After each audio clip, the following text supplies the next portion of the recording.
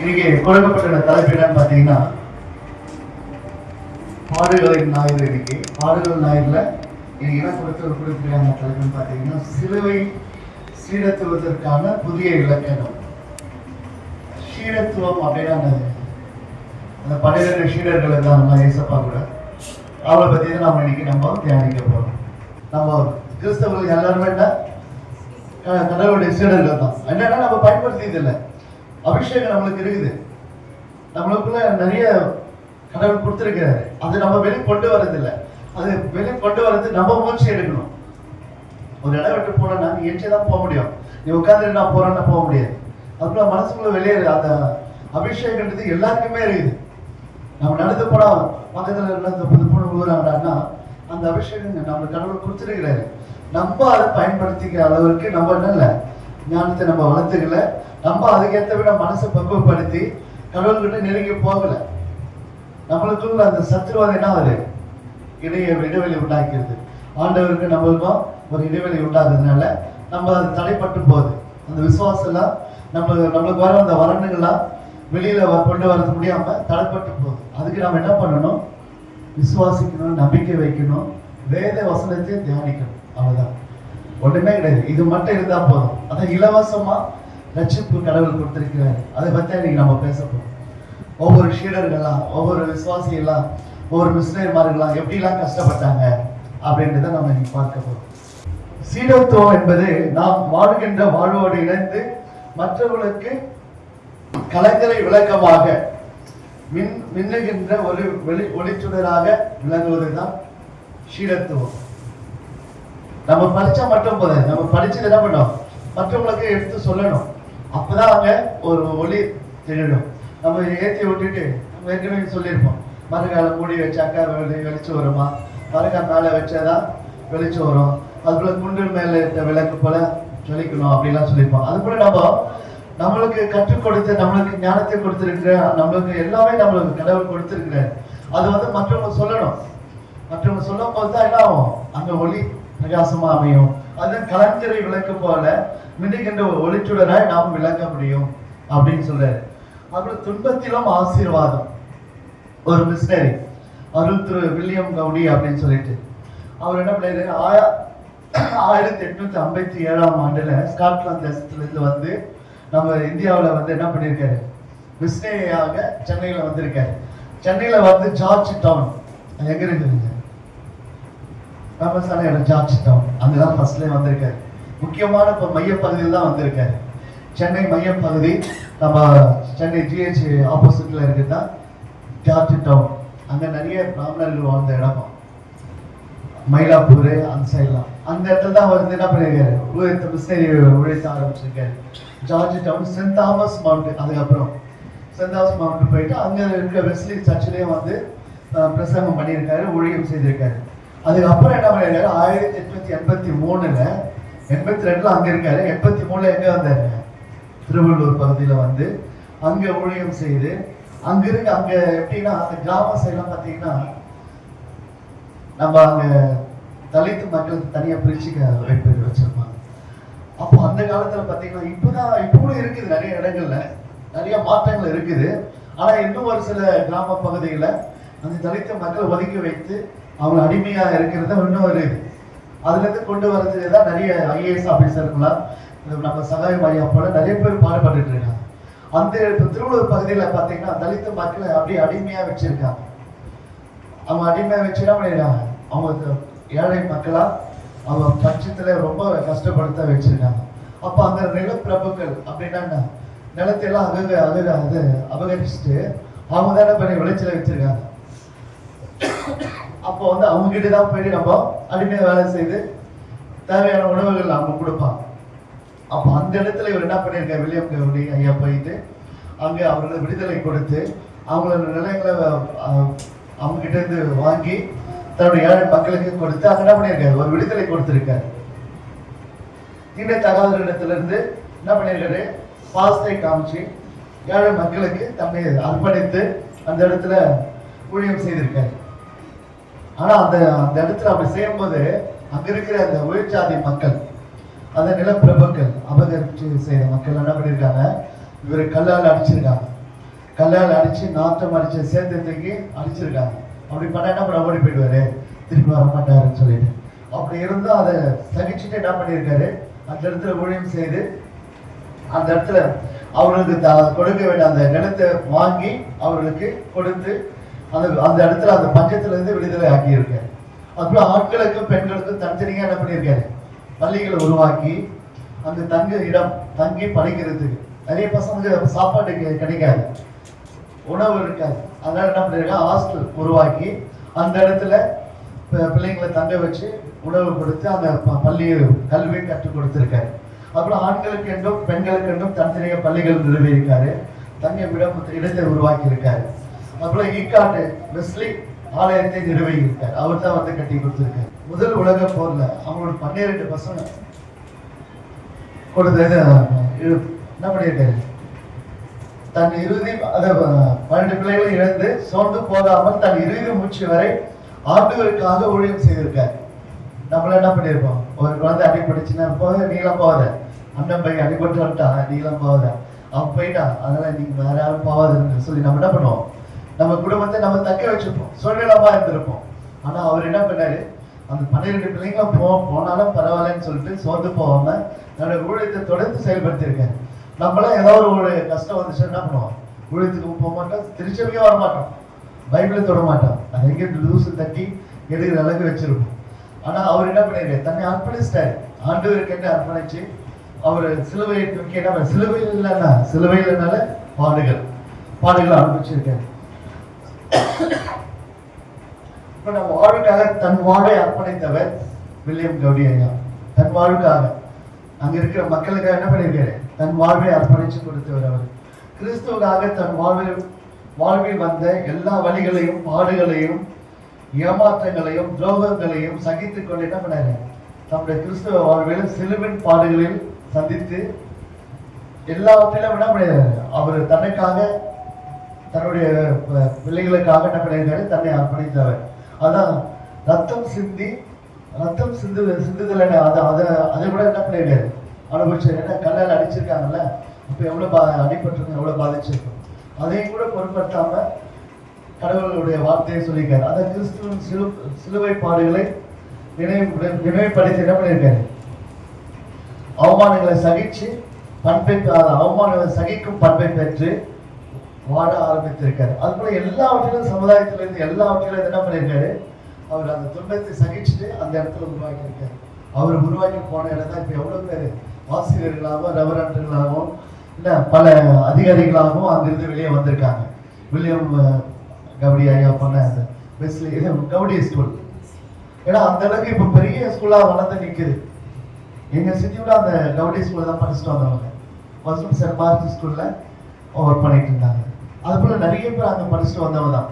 இப்ப நம்ம மிஷனரி மார்கள் கூட நிறைய பேர் அங்க படிச்சுட்டு வந்தவங்க தான். அதே மாதிரி ஐயாவும் அங்கதான் படிச்சுட்டு வந்திருக்காரு. அது போல ரெவரண்டும் நிறைய பேர் அங்க படிச்சவங்க தான். எங்களோட இப்ப லேப்ரேஜ் உடைய டைரக்டரோட அசிஸ்டன்ட் டைரக்டர் அங்க படிச்சவர் தான். அது போல நிறைய பேர் அங்க உருவாகிக்கிறாங்க. அப்ப எவ்வளவு பெரிய விஷயம், எவ்வளவு நம்மளுக்கு அது பெருமையா இருக்கு. அதை போல பண்ணவர் தான் நம்ம வில்லியம் கவுடி ஐயா அவர்கள். ஏன் இந்த மிஸ்டேர்மார்களை பத்தி பேசணும்னா, சிஷியர்களா அவர்கள் என்ன பண்ணியிருக்காங்க, தன்னை அர்ப்பணித்திருக்காங்க, தன் வாழ்வை கொடுத்திருக்காங்க, கடவுளுக்காக கொடுத்திருக்காங்க.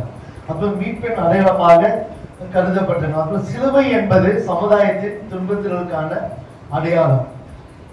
சிலுவைன்னு சொன்னாங்க பாடுகளை அனுபவிக்கிறது, துன்பங்களை அனுபவிக்கிறது தான் சிலுவை. அதுபோல சிலுவை என்பது மறுமாற்றத்திற்கான அடையாளம். நம்ம சிலுவை இப்ப நம்ம லென்த் டேஸ் நம்ம என்ன பண்றோம், தன்னைத்தானே நம்ம மெருகேற்றி நம்ம மாத்திக்கணும்.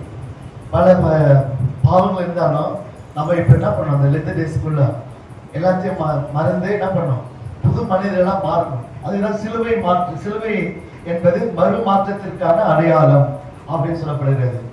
அதுபோல சுயத்தை வெறுக்கணும். நமக்கு மட்டும்தான் அப்படின்றது நம்ம நினைக்க கூடாது, மற்றவங்களுக்காகவும் நம்ம பாடுபடணும். அதான் கிறிஸ்தவர்கள் அப்படின்னு சொல்றது. ஜீவ பலியாகவும் அர்ப்பணிக்க வேண்டும். சிலுவை என்பது மீட்பின் அடையாளம். பாவத்திலிருந்து நம்ம விடுதலை ஆக்குறது இயேசு கிறிஸ்துவனுடைய ரத்தம். அதுதான் சிலுவை என்பது மீட்பின் அடையாளம். ரத்த சாட்சியாய் நாம் மரிப்பதன் அடையாளமா இருக்க வேண்டும். நம்ம என்ன ஊழித்து போறோம்னு வச்சுக்கலாம், அங்க வந்து கனடா பண்ண என்ன பண்றோம், பெட்டி பிடிக்கலாம் தூக்கி அடுத்த இடத்துக்கு ஓடிடணும். அங்கே நின்று நம்ம என்ன பண்ணுறது இல்லை, ஊழியம் பண்ணுறது இல்லை. நாங்கள் போன மாதம் ஊழியம் போனோம். போகும்போதே கேட்டு தான் போய் நிற்கிறோம். அந்த இடத்துல பிரச்சனை இருக்குதா, பிரச்சனை இல்லையா, அந்த இடத்துல ஊழியம் பண்ணலாமா, இந்த இடத்துக்கு தெருவுக்கு போகலாமா, அந்த தெருவுக்கு போகலாமா அப்படின்னு சொல்லிட்டு. ஆனால் ஒரு சில ஊழியக்காரங்க என்ன பண்ணாங்கன்னா, எங்க பிரச்சனை இருக்குது அங்கே போனதான் நம்ம டெவலப் ஆகும், நம்ம பிரபலம் ஆகும். எப்படி பண்ண அது ஊழியத்துக்காகன்றது இல்லை, நம்ம பிரபலம் ஆகும். அப்போ அந்த கரெக்டாக நடந்துச்சுன்னா பேப்பர்ல வரும், டிவியில வரும். அப்போ யார் அவங்க அப்படின்றது 4 பேருக்கு நம்ம தெரியும் அப்படின்ற மாதிரிலாம் இருக்காங்க. அதுக்குள்ள நம்ம வாழக்கூடாது, தற்பெருமைக்காக நம்ம வாழக்கூடாது. நம்ம தான் முன்னெடுத்து நிறுத்திக்கணும்னு சொல்லிட்டு நம்ம எதிர்பார்க்க கூடாது. கடவுள் உங்களை எங்க நிறுத்துப்பாங்க, நிச்சயமாக நிறுத்துவார். ஆனால் நீங்க அதை பத்தி கவலைப்படாதீங்க. சிலுவை என்பது கிறிஸ்துவ நம்பிக்கையின் மையம். சிலுவை குறித்து நற்செய்தி என்பது சிலுவையினுடைய வலியை, பாடுகளை, வேதனைகளை பறைசாற்றுவது. நற்செய்தி அதோட வலிகளை, அந்த பாடுகளை நம்ம சொல்றதுதான் நற்செய்தி. அதுபோல சிலுவை குறித்து நம்ம என்ன பண்ணோம், மற்றவங்களுக்கு சொல்லணும். சிலுவைன்னா ஒண்ணுமே இல்லை அப்படின்ற மாதிரிலாம், ஏதோ சிலுவை அவ்வளவுதான் அவங்களுக்கு தெரியும், கிளாஸ் அப்படிதான் தெரியும். அதோட பாடுகள் என்னன்றதை நம்ம சொன்னதான் மற்றவங்களுக்கு புரியும். புரஜாதி மக்களுக்கு நம்ம போய் கடவுளோட பத்தி நம்ம பேசணும்.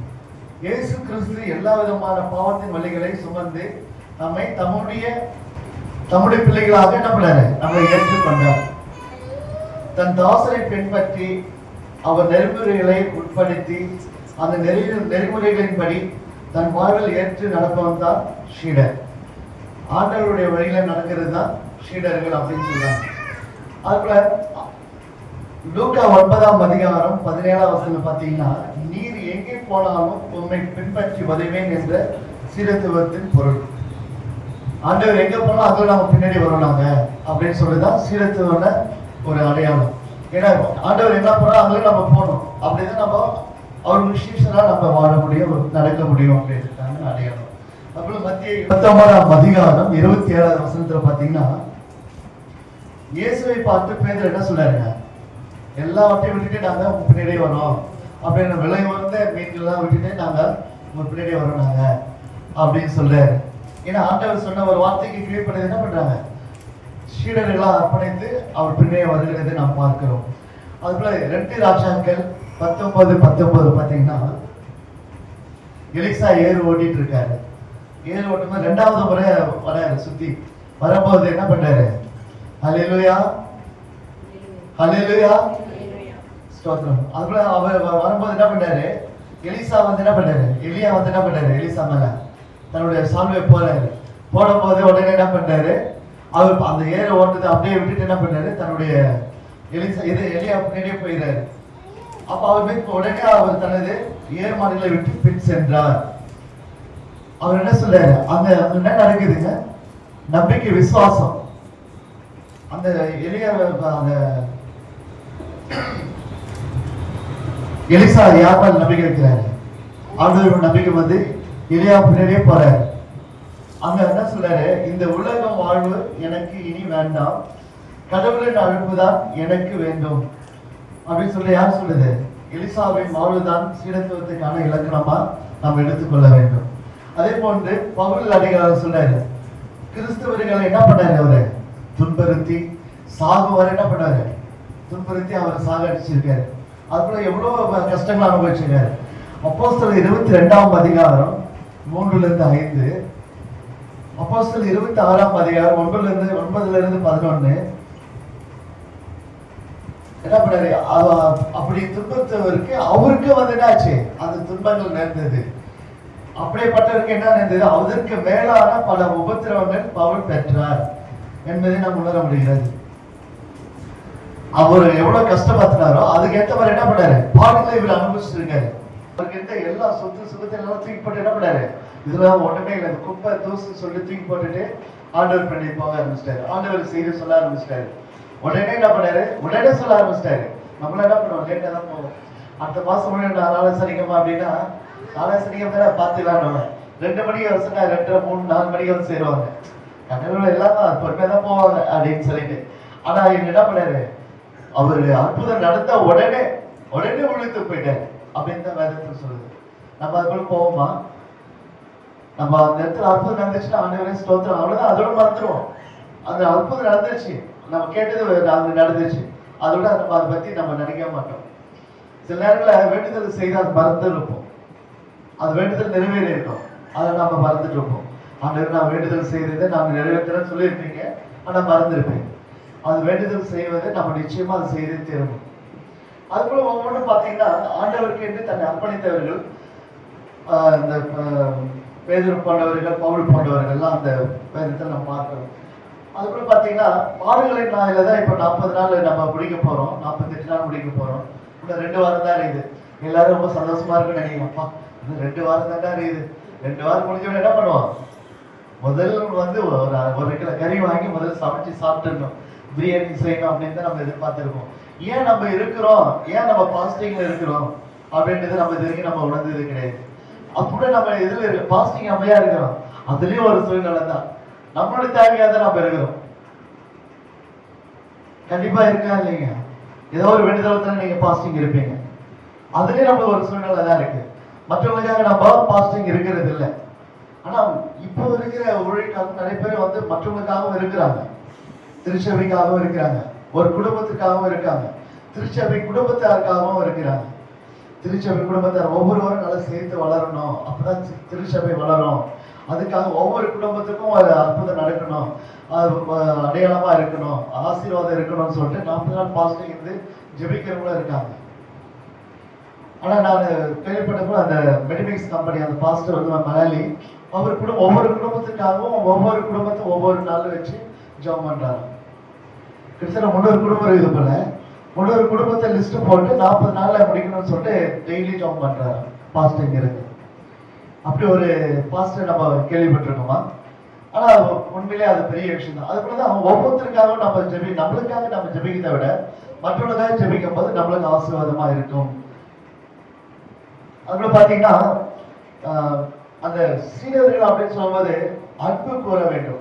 ஃபர்ஸ்ட் நமக்கு என்ன கொடுக்குறது கடவுளே, அன்பு. ஒவ்வொருத்தரும் நம்ம அன்பு செலுத்தணும் தான் சொன்னாங்க. 2வது அவருடைய அந்த மலை பிரசனத்தை நம்ம என்ன பண்ணோம், ஏற்றுக்கொள்ள வேண்டும். அது 4வது என்னன்னா, இது 3வது என்னன்னா கற்றுக்கொள்ள வேண்டும். என்ன கற்றுக்கணும், வேதத்தை நன்றாக கற்று நாம் தெரிந்தவர்களா இருக்க வேண்டும். 4வது அவரை போல வாழ வேண்டும். நம்ம ரோல் மாடல் யாருங்க, இயேசு கிறிஸ்து. அவரை போல நம்ம வாழ்வதற்கு ஒரு துளியாவது நம்ம தன்னை அர்ப்பணிக்க வேண்டும். இந்த 4 கருத்துக்களை வைத்து நம்ம வாழ வேண்டும். அது போன்று மத்தேயு 16ஆம் அதிகாரம் 24ஆம் வசனத்துல பாத்தீங்கன்னா, ஒருவன் என்னை பின்பற்ற, அந்த வசனம் வாசிங்க, பின்பற்ற வேண்டுமானால். அப்பொழுது இயேசு தம்முடைய சீஷர்களை நோக்கி, ஒருவன் என்னை பின்பற்ற வர விரும்பினால் அவன் தன்னைத்தான் வெறுத்து தன் சிலுவையை எடுத்துக்கொண்டு என்னை பின்பற்ற கடவன். என்ன பண்றாங்க, தன் சிலுவை எடுத்துக்கொண்டு அவர் பின்னாடி நம்ம போனோம். அதுதான் வந்து சீடருக்கான ஒரு அடையாளம் அப்படின்னு சொல்லப்படுகிறது. இப்போ மத்தேயு 10ஆம் அதிகாரம் 38வது வசனத்தை பாத்தீங்கன்னா, தன் சிலுவை எடுத்துக்கொண்டு பின்பற்றாதவன் எனக்கு பாத்திரன் அல்ல. ஏன்னா அந்த பாடுகளெல்லாம் அனுபவிக்கணும் அப்படின்றாரு, கஷ்டங்களை அனுபவிக்கணும், அப்பதான் ஒரு ஆசீர்வாதம் உங்களுக்கு கிடைக்கும்ன்றதுதான். ஒரு துன்பத்திலேயும் ஒரு இன்பம் கண்டிப்பா உங்களுக்கு வந்து சேரும் அப்படின்றதான் இங்க கருத்தா கொள்ளப்படுகிறது. கலாத்தியர் 2ஆம் அதிகாரம் 20வது வசனம் பார்த்தீங்கன்னா, கிறிஸ்துவுடனே கூட சிலுவையில் அறையப்பட்டேன், 1000 பிழைத்திருக்கிறேன், நீ நான் அல்ல, கிறிஸ்துவை எனக்குள் பிழைத்திருக்கிறார், நான் இப்போது மாம்சத்தில் பிழைத்திருக்கிறதோ என்னில் அன்பு கூர்ந்து எனக்காக தம்மை தாமே ஒப்பு கொடுத்த தேவனுடைய குமாரனை பற்றும் விசுவாசத்தினாலே பிழைத்திருக்கிறேன். அவருடைய அன்பு, இரக்கம், தயவுனால, கிருபையினால தான் நான் கடவுளோட இணைந்திருக்கிறேன் அப்படின்னு சொல்லி கூறப்படுகிறது. அது போல நம்ம கடவுளோடு நம்ம இணையணும்னா என்ன பண்ணோம், அவருடைய இரக்கம், அவருடைய தயவு, அவர் கிருபை நம்மளுக்கு வேணும். அதுக்கு நம்ம என்ன பண்ணோம், தன்னை நாம அர்ப்பணிக்க வேண்டும். இப்போ கலாத்தியர் 5ஆம் அதிகாரம் 24ஆம் வசனத்துல பாத்தீங்கன்னா, கிறிஸ்தவனுடையவர்கள் தங்கள் மாம்சத்தையும் அதன் ஆசை இச்சைகளையும் சிலுவையில் அடைத்திருக்கிறார்கள். அது போலதான் நம்மளும் என்ன பண்ணோம், அந்த மாம்ச இச்சை மெயினா நம்ம என்ன பண்ணோம், இப்ப உலகத்துல இருக்கிற பாவம், அதிகமான பாவம் தான் பாத்தீங்கன்னா மாம்ச இச்சை. அந்த மாம்ச இச்சை நம்ம என்ன பண்ணோம்? சிலுவையில் அறைய வேண்டும். சிலுவையில் அறைய வேண்டும்னா நம்ம அதை ஒப்பு கொடுக்கணும். ஒப்பு கொடுத்து அதை மறந்துடணும். மீண்டும் அதை நம்ம பாவங்கள் செய்யக்கூடாது. அதுபோலதான் பிலிப்பியர் 3ஆம் அதிகாரம் 7வது வசனத்திலிருந்து 8வது வசனம் பார்த்தீங்கன்னா, ஆயிலும் எனக்கு லாபமாக இருந்த எவைகளோ அவைகளை கிறிஸ்துக்காக நஷ்டம் என்று எண்ணினேன். எதுலாம் நம்மளுக்கு லாபமா இருக்கு அதெல்லாம் என்ன பண்ணோம்? நஷ்டம் சொல்லி விடணும். விட முடியுமா? விட மாட்டோம். ஆனா நம்ம விடணும். விட்டாதான் நம்ம கிறிஸ்தவர்களுடைய சீடர்களை நம்ம வாழ முடியும். ஏன்னா இப்போ அதுதான் நம்ம பாட்டுகள் நிறைய இருக்கு. ஒரு பாட்டு இருக்கு, என்ன பாட்டுங்க? அனுதினமும் நான் வளர்ந்திடவே அனுக்கிரகம் தர வேண்டுமே. அனுதினமும் நான் வளர்ந்திடவே அனுக்கிரகம் தர வேண்டுமே. எல்லாம் ஒன்றும் கூடாதையா, எல்லாம்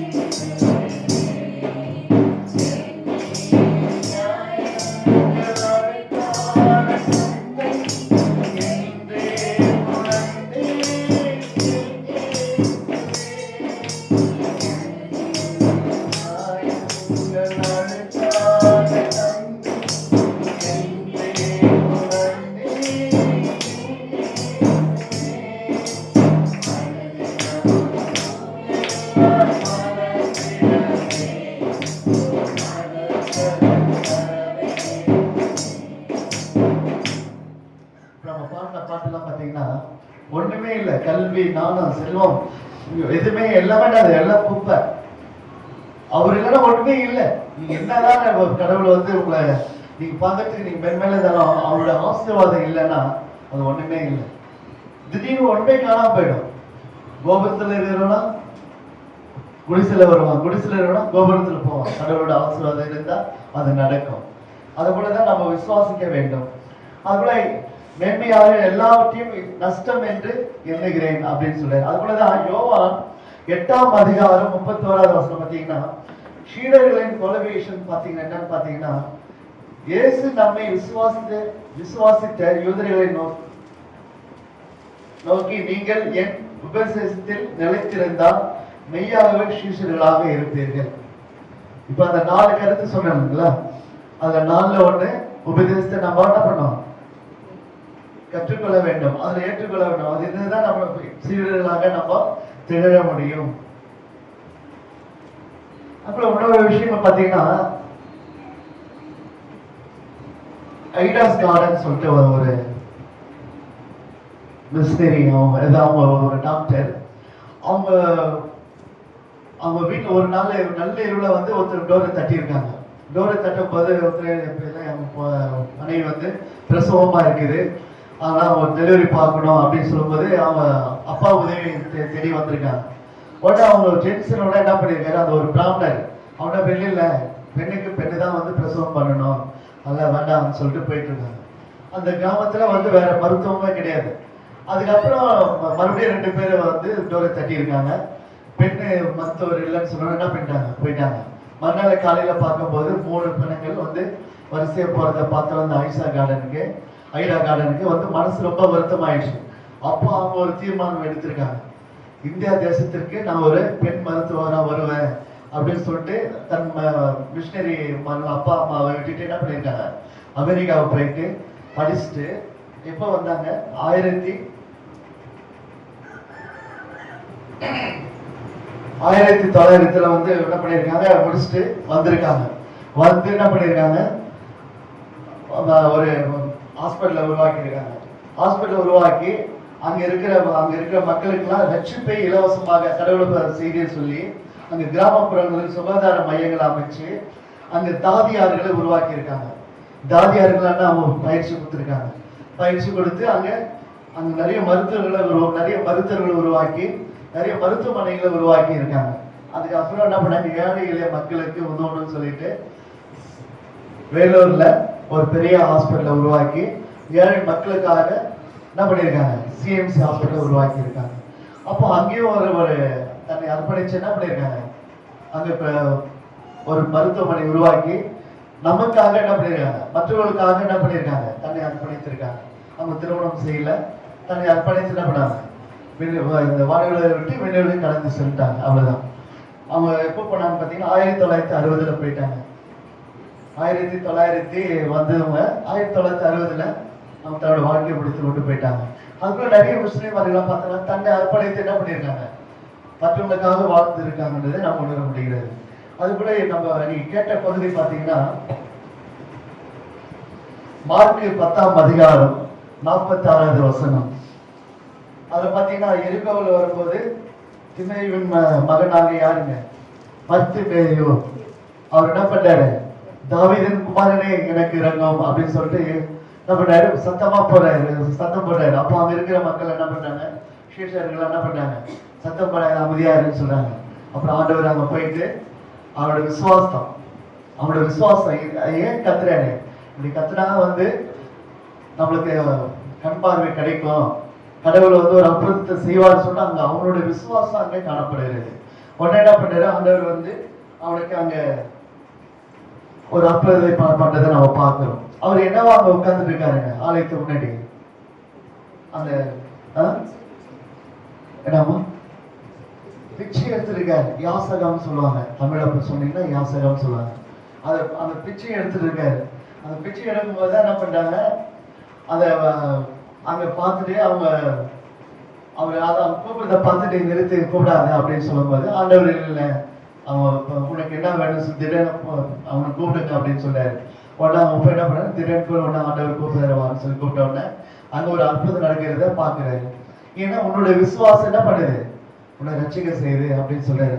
அந்த 51 வாசிக்கலாம், 51, 52. இயேசு அவனை நோக்கி, நான் உனக்கு என்ன செய்ய வேண்டும் என்றிருக்கிறாய் என்றார். அதற்கு அந்த குருடன், ஆண்டவரே, நான் பார்வையிட வேண்டும் என்றான்.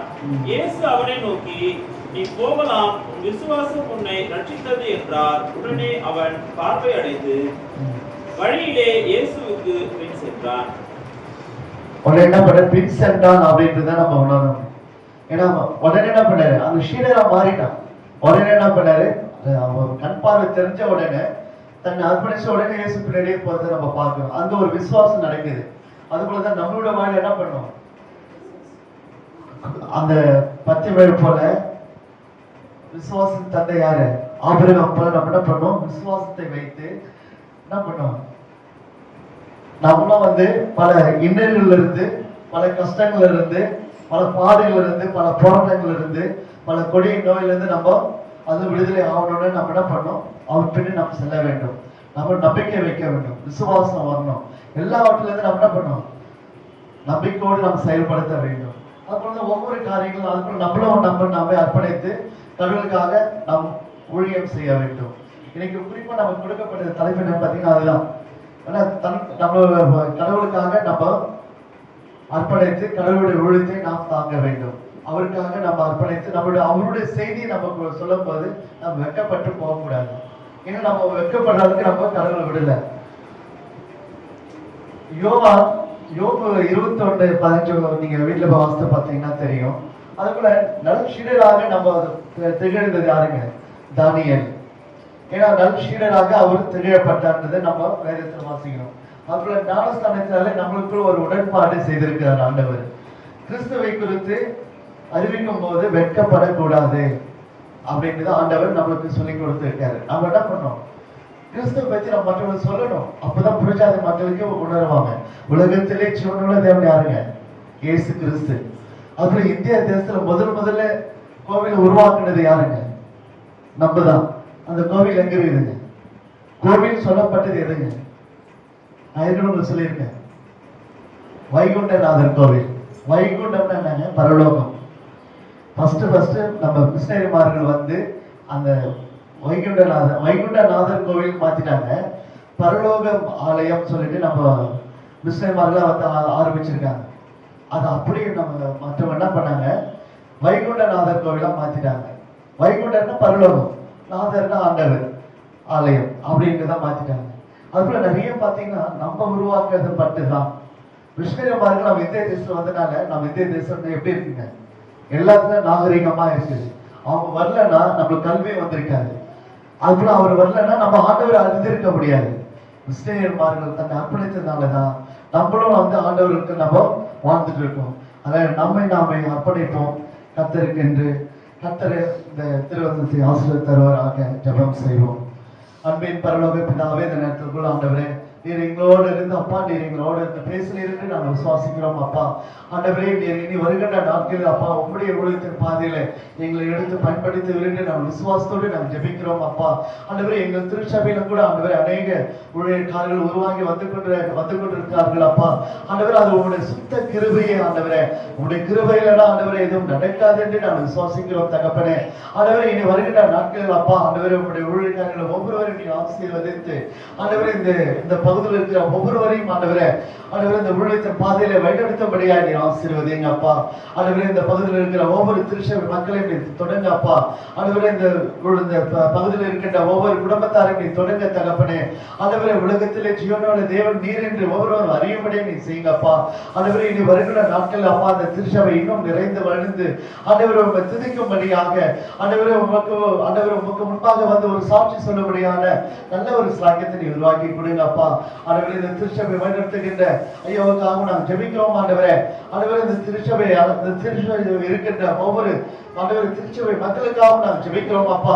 அவர்களுடைய தேவைகளை நீ சந்திங்க தகப்பனே. ஆண்டவரே, திருச்சபை மக்கள் விரைமையாய் கடந்து செல்லாதபடி ஆண்டவரே பல ஆசீர்வாதங்களோட உலகத்துக்குள் பிரவேசிக்க நீ கிருபை தாங்கப்பா.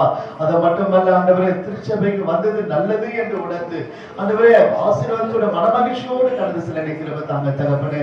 ஏதோ வந்தோம் ஏதோ போனோம் என்று இல்லாதபடி ஆண்டவரே ஒரு உற்சாகத்தோடு ஆண்டவர் வரும்படியா நீ ஆசீர்வதிங்கப்பா. ஆண்டவரே, இனி வருகிற நாட்களில் அப்பா சரியான நேரத்திற்கு வந்து ஆண்டவரே சரியான ஆசீர்வாதத்தை பெற்றுக்கொள்ளும்படியா நீ ஆசீர்வதிங்க தகப்பனே. ஆண்டவரே, லேட்டாக வரும்போது அவர்களுக்கு லேட்டாக ஆசீர்வாதம் கிடைக்கும் என்று ஒவ்வொருவரும் உணரும்படியாக நீ செய்ய தகப்பனே. ஆண்டவரே, திருச்சபைக்கு வரல அப்படின்னு சொன்னால அவங்களுக்கு ஆசீர்வாதம் வரல, அவங்களுக்கு கிருபை இல்லை அப்படின்னு ஒவ்வொருவரும் உணர வேண்டும் அப்பா. இனி வருகின்ற நாட்களில் ஆண்டவரே இந்த திருச்சபை நிறைந்த வழி என்னை கிருபை தாங்க அப்பா. ஆண்டவரே, உங்களுடைய பிரசன்னம் எப்போதும் இந்த திருச்சபையில் இருக்கிறது என்று ஒவ்வொருவரும் உணரும்படி நீ செய்யுங்க அப்பா. ஆண்டவரே, உங்களுடைய பிரசன்னம் இருப்பதனால ஆண்டவரே ஒரு சமாதானம் அமைதி காணப்படுகிறது என்று ஒவ்வொருவரும் உணர வேண்டும் அப்பா. ஆண்டவரே, இங்கு வந்தால் அமைதியாக இருக்கும்போது தானாக உறங்கும் அந்த உறக்கம் வருகிறது என்றால் இங்க ஒரு பிரசனம் இருக்கிறது, ஒரு சமாதானம் இருக்கிறது. அவர்கள் என்று உணர்ந்து இனி வருகிற நாட்கள் அவர்கள் உறங்காதபடி ஆண்டவரை விழித்திருந்து ஆண்டவரை செய்தியை கேட்டு அதன்படி உணர்ந்து அவர்கள் செயல்படுத்தும்படியா நீ ஆசீர்வதிங்க அப்பா. தொடர்ந்து உடைய கரங்கள் அனைத்து நாம் சமர்ப்பிக்கிறோம் ராஜா. நிறைவொன்றிலும் இருந்து ஆசீர்வதிங்க. துதி கன மகிமை எல்லாம் ஆண்டவரே இயேசு கிறிஸ்துவின் நாமத்தினாலே ஜெபிக்கிறோம் எங்கள் ஜீவனுள்ள நல்ல பிதாவே. ஆமென்.